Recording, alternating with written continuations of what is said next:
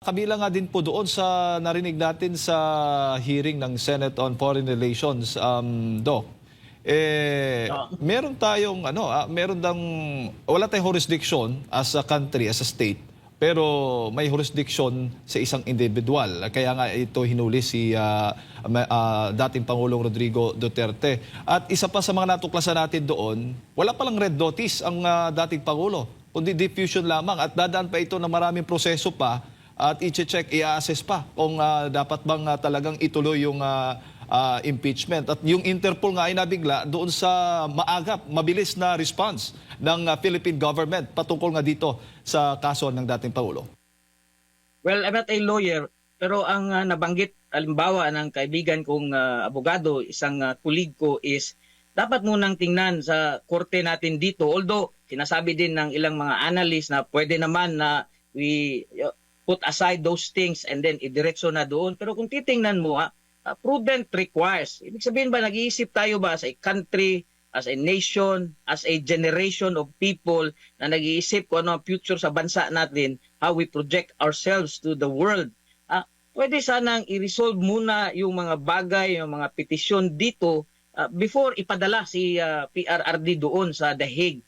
Ang nangyari doon is may question talaga as regard to the motive of the administration. Bakit minadali yun?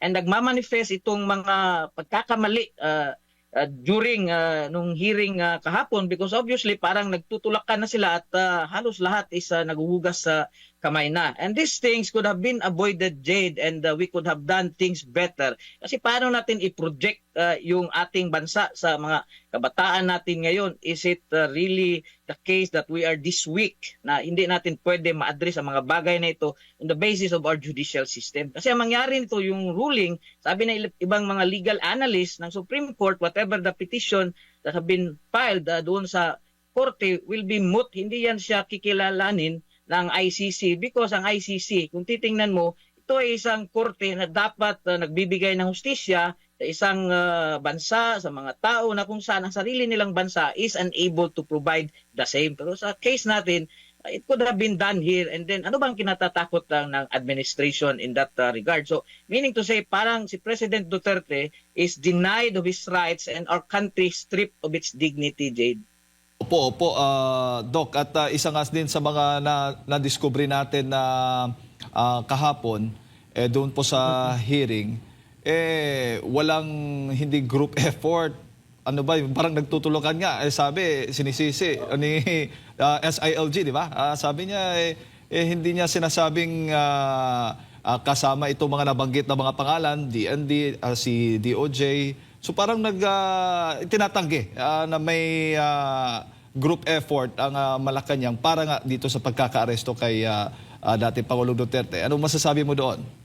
Well, alam mo, Jade, meron kasing tinatawag natin na historical dimension na ito siya. So yung issue na ito is not just legal, it concerns the dignity of our country, yung legacy ng administrasyong Duterte, ng administrasyong Marcos, and if these are the people who enforce something that history will judge to be a grave mistake, sila yung magiging matatawag natin na prime suspects. And so we understand na nagtutulakan sila, and that is because it is clear and apparent that there is a political motive behind this. It's not the pursuit of justice.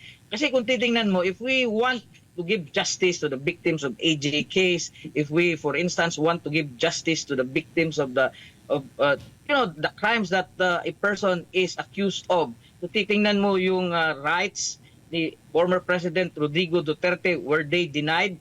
Kaya yan ng ating judicial system kasi it is fully functioning.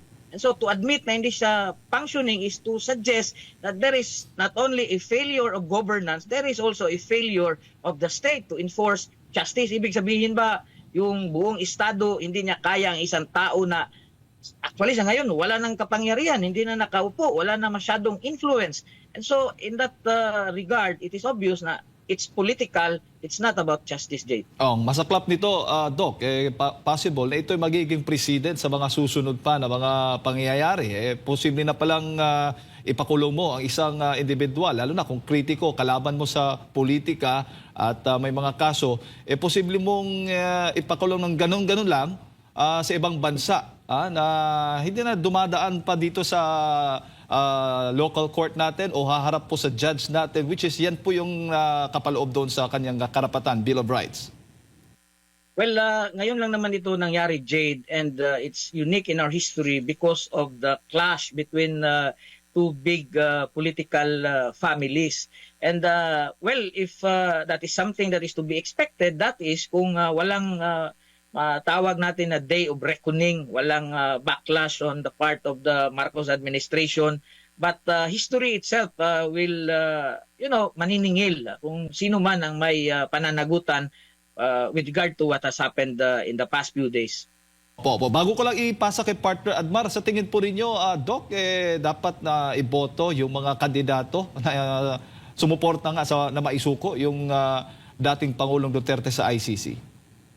Well, ang mga Pilipino naman, Admar, I suppose, although maraming nagsasabi na they can be manipulated, we cannot underestimate kung ano yung sentimento, yung pag-iisip, yung salubin ng mga Pilipino, lalong-lalo na dito sa Mindanao. And I believe na maraming mga tao ang naniniwala na an injustice has been done against the former president, and in that regard, it will have an effect in the midterm elections, Admar.